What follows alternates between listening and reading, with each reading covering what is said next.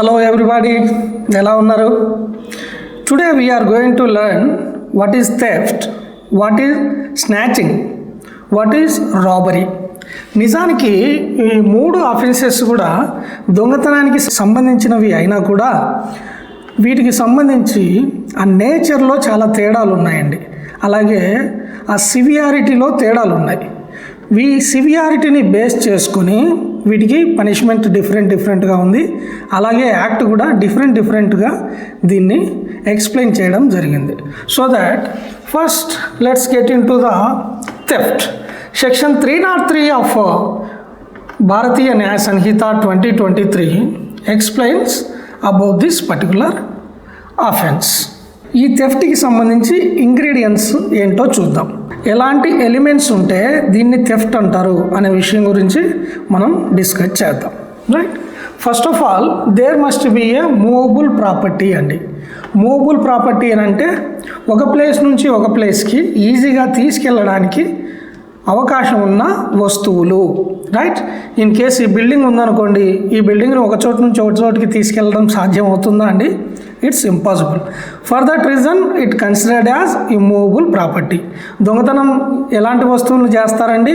ఖచ్చితంగా ఒక చోటు నుంచి ఒక చోటుకి తీసుకెళ్ళగలిగే వస్తువులనే చేస్తారు. In case of phone, purse, chain, pen drive, laptop, ఇలాంటివి ఏవైనా ఒక చోటు నుంచి ఇంకో చోటుకి తీసుకెళ్ళగలరు కాబట్టి వీటిని ఏమంటారు? మూవబుల్ ప్రాపర్టీ అంటారు. సో దట్ ఇంగ్రీడియంట్ ఏంటండి? There must be a movable property. Accused person must be having dishonest intention. Right, ఇక్కడ ఏ వ్యక్తి అయితే ఆ వస్తువును తీసుకెళ్ళిపోతూ ఉన్నారో ఆ వ్యక్తికి ఎలాంటి ఆలోచనలో ఉండాలి?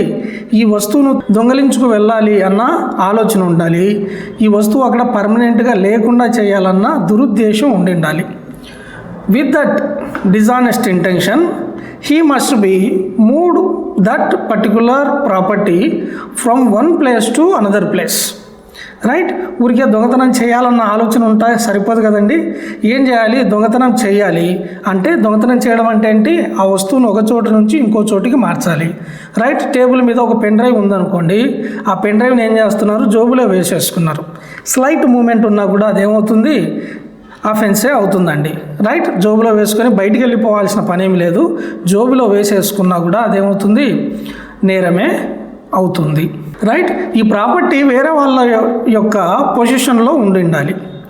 రైట్, ఆ పొజిషన్లో ఉన్న వస్తువుని without consent of that particular possessor ఈ పర్సన్ ఏం చేయాలి? తీసుకెళ్ళిపోవాలి. అప్పుడు అదేమవుతుంది? థెఫ్ట్ అవుతుందండి. రైట్, మళ్ళీ ఒకసారి చెప్తాను ఫర్ బెటర్ అండర్స్టాండింగ్. ఒక వస్తువు ఉంది, ఆ వస్తువు మూవబుల్ ప్రాపర్టీ అయి ఉండాలి, అది వేరే వాళ్ళ ఆధీనంలో ఉండాలి. ఈ అక్యూజ్డ్ ఎవరైతే ఉన్నారో అక్కడ లేకుండా చేయాలి లేదా తీసుకెళ్ళిపోవాలి అనే ఉద్దేశంతో ఆ వస్తువుని అతను తీసుకెళ్ళిపోవాలి లేదా ఆ మూమెంట్ని మార్చాలి. అంటే జోబులో వేసేసుకున్నా కూడా అది నేరం కిందకే అవుతుంది. దీన్ని థెఫ్ట్ అంటారండి. మామూలుగా ఉమెన్స్ ఏం చేస్తుంటారండి? షాపింగ్కి అలా వెళ్ళేటప్పుడు వాళ్ళు హ్యాండ్ బ్యాగ్ వేసుకొని వెళ్తూ ఉంటారు. దొంగతనం ఎలా జరుగుతుందండి? ఎవరైతే ఆ ప్రాపర్టీ ఓనర్ కానీ పొసెసర్ కానీ ఉన్నారో వాళ్ళకు తెలియకుండా నెమ్మదిగా ఏం చేస్తారు? ఈ దొంగలు లేదా అక్యూజ్డ్ పర్సన్స్ ఏం చేస్తారు? అది దొంగిలించుకొని వెళ్ళిపోతారు. ఇన్ కేస్ ఒక లేడీ ఉన్నారు, ఆవిడ హ్యాండ్ బ్యాగ్ తగిలించుకొని వెళ్తూ ఉన్నారు. ఆవిడ వాటర్ తాగడం కోసమని ఆ హ్యాండ్ బ్యాగ్ ఏం చేశారు? పక్కన పెట్టేశారు. ఇతను ఏం చేశాడు? అదును చూసుకొని నెమ్మదిగా ఆ యొక్క బ్యాగ్ని తీసుకొని వెళ్ళిపోయాడు. ఇప్పుడు దీన్ని థెఫ్ట్ అంటారండి. మరి స్నాచింగ్ అంటే ఏంటి? చైన్ స్నాచింగ్, మొబైల్ స్నాచింగ్, అలాగే పర్స్ స్నాచింగ్ అని మనం వింటూ ఉంటాం. రైట్, సేమ్ ఇంగ్రీడియంట్సే అండి. ఇక్కడ కూడా మూవబుల్ ప్రాపర్టీ అయి ఉండాలి, అలాగే అది వేరే వాళ్ళ ఆధీనంలో ఉండాలి. ఈ అక్యూజ్డ్ పర్సన్కి డిజానెస్ట్ ఇంటెన్షన్ ఉండాలి. ఆ ఒక్క వస్తువును ఒక చోటు నుంచి ఇంకో చోటుకి తీసుకెళ్ళిపోయి ఉండాలి. కానీ ఇక్కడ ఏం జరుగుతుందంటే తేడా ఎక్కడుంది అని అంటే, రైట్, సడన్గా గ్రాబ్ చేసుకొని వెళ్ళిపోవడాన్ని స్నాచింగ్ అంటారు. రైట్, ఒక ఆవిడ ఒక హ్యాండ్ బ్యాగ్ తీసుకొని ఒక షాపింగ్కి వెళ్తూ ఉంది. వెళ్ళే దారిలో ఏం చేస్తున్నారు? ఒక ఇద్దరు అక్యూజ్డ్ పర్సన్స్, ఒక అతను డ్రైవ్ చేస్తున్నాడు, ఒక అతను వెనుకున్న అతను ఏం చేస్తున్నాడు? సడన్గా ఆవిడ చేతిలో ఉన్న ఆ బ్యాగ్ని గ్రాబ్ చేసేసుకొని వెళ్ళిపోతూ ఉన్నారు. దీన్ని స్నాచింగ్ అంటారు. చాలా దగ్గరగా దొంగతనంలాగే ఉంది. కానీ తేడా ఎక్కడుందని అంటే చాలా ఫాస్ట్గా రైట్. సడన్గా క్విక్గా ఏం చేస్తున్నారు, ఆ వస్తువుని గ్రాబ్ చేసుకొని వెళ్ళిపోతున్నారు. అదే దొంగతనానికి వచ్చేసరికి ఎవరికి తెలియకుండా గుట్టు చప్పుడు కాకుండా తీసుకెళ్ళిపోవడాన్ని దొంగతనం అంటారు. ఇక్కడ ఏమవుతుందండి, సడన్గా లేదా చాలా క్విక్గా వచ్చేసి ఆ పర్సన్కి తెలిసేటట్టుగానే కానీ ఏం చేస్తున్నారు, వాళ్ళ చేతిలో ఉన్నదైనా వాళ్ళ మెడలో ఉన్నదైనా లాక్కొని వెళ్ళిపోతూ ఉన్నారు. అందుకని దీన్ని స్నాచింగ్ అంటారు. ఎందుకు ఈ డిఫరెన్స్ పెట్టారు అని అంటే, జనరల్గా ఇది అర్బన్ ఏరియాస్లో ఎక్కువ జరుగుతుంది, లేదంటే ఎక్కువ జనావాసం ఎక్కడ తక్కువ ఉందో అక్కడ జరుగుతూ ఉంటుంది. రైట్. థెఫ్ట్ అయితే ఇప్పుడు బిఎన్ఎస్లో పనిష్మెంట్ ఎంత ఉందంటే అప్ టు 3 years వరకు ఉంది. ఒకవేళ సెకండ్ టైం పనిష్మెంట్ అనుకోండి, 1 yearకి తక్కువ కాకుండా 5 సంవత్సరాల వరకు శిక్ష పడే అవకాశం ఉంది. ఒకవేళ ప్రాపర్టీ వాల్యూ 5,000 రూపాయల వరకు ఉండేటట్టుగా ఉంటే ఆ ప్రాపర్టీ వాల్యూకు సరిపడా డబ్బులు కానీ లేదా ఆ ప్రాపర్టీని వెనక్కి ఇప్పించడం కానీ జరుగుతుంది. కొత్తగా వచ్చిన శిక్ష కమ్యూనిటీ సర్వీస్ కూడా వేయడం జరుగుతుంది. పనిష్మెంట్ ఫర్ స్నాచింగ్ అండి అప్ టు 3 years వరకు పనిష్మెంట్ వస్తుంది. సరే, రాబరీ అంటే ఏంటో చూద్దాం. రాబరీలో ఇది కూడా ఒక రకమైన దొంగతనమే, కానీ ఏం చేస్తున్నారు, థెఫ్ట్ కానీ ఎక్స్టార్షన్ కానీ ఉండాలి. ఇమ్మీడియట్ ఫియర్ కలిగేటట్టుగా చేయాలి. ఫర్ బెటర్ అండర్స్టాండింగ్ ఏం చేస్తున్నారండి, దొంగతనం చేసేటప్పుడు ఒక వ్యక్తి ఒక నైఫ్ తీసుకొని ఈ వస్తువు నాకు ఇవ్వకపోతే I will stab you, I will cause hurt you, right, I will cause death you అని చెప్పారనుకోండి, అప్పుడు అదేమవుతుంది, రాబరీ అవుతుంది. రైట్. లేదా ఎక్స్టార్షన్ చేయొచ్చును, అంటే బెదిరించవచ్చును. ఇక్కడ థెఫ్ట్ చేసేటప్పుడు ఒక వ్యక్తిని బెదిరించారనుకోండి, అప్పుడు ఏం చేస్తాడండి, ఎవరైతే రాబరీ చేయాలని వచ్చిన వ్యక్తి ఉన్నారో అతనే ఆ వస్తువుని లాగేసుకోవచ్చును, లేదా ఆ భయంతో వాళ్ళే అతనికి ఇవ్వచ్చును. చూసారా, ఈ 2 రకాలు జరగవచ్చును. ఈ 2 రకాలుగా జరిగితే దాన్ని రాబరీ అని అంటారు. రైట్. సో ఇక్కడ ఈ మూడింటికి డిఫరెన్స్ చూసినట్టయితే దొంగతనం ఎలా జరుగుతుందండి, గుట్టు చప్పుడు కాకుండా ఎవరికి తెలియకుండా ఒక వ్యక్తి ఏం చేస్తున్నాడు, వేరే వాళ్ళ వస్తువుల్ని దొంగిలించుకు వెళ్ళిపోతున్నాడు. దాన్ని ఏమంటారు, దొంగతనం అని అంటారు.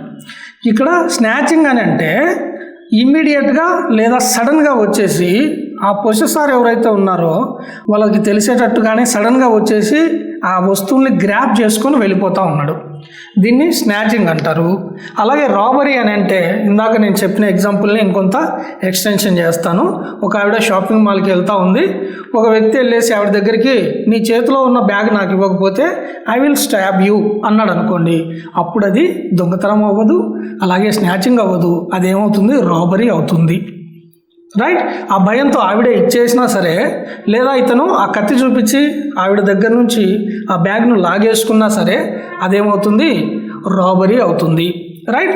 ఇక్కడ మీరు గమనించినట్టయితే స్నాచింగ్ కంటే కూడా రాబరీలో ఇమ్మీడియట్ ఫియర్ ఎక్కువగా ఉంది. Right. Instant causing death or grievous search or restraint చేస్తున్నారు.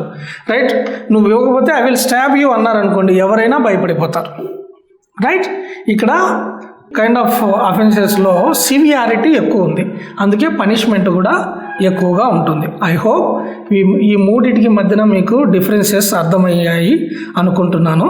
ఇంకో చిన్న ఎగ్జాంపుల్తోని మీకు ఇంకా క్లియర్గా అర్థమవుతుంది. రైట్. గుట్టు చప్పుడు కాకుండా ఒక వస్తువుని తీసుకెళ్ళిపోతే అది దొంగతనం అంటారు.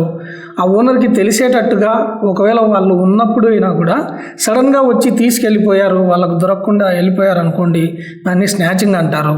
ఆ ఓనరు లేదా ఆ పొసెసర్ దగ్గరికి వెళ్ళి నువ్వు ఈ వస్తువు ఇవ్వకపోతే నిన్ను చంపేస్తాను లేదా నేను నిన్ను గాయపడేటట్టు చేస్తాను అని బెదిరించి అక్కడి నుంచి లాక్కొని వెళ్ళిపోయినా సరే, లేదా ఆ భయంతో వాళ్ళే ఆ ప్రాపర్టీని ఇచ్చేసిన ఆ వస్తువుని ఇచ్చేసినా సరే దాన్ని రాబరీ అని అంటారు. పనిష్మెంట్కి వచ్చేసరికి అండి, రాబరీకి సంబంధించి up to 10 years plus fine పడుతుంది. ఇన్ కేస్ హైవేస్లో between sunset and sunrise జరిగాయి అనుకోండి, అప్పుడు 14 years వరకు కూడా పనిష్మెంట్ వచ్చే అవకాశం ఉంది.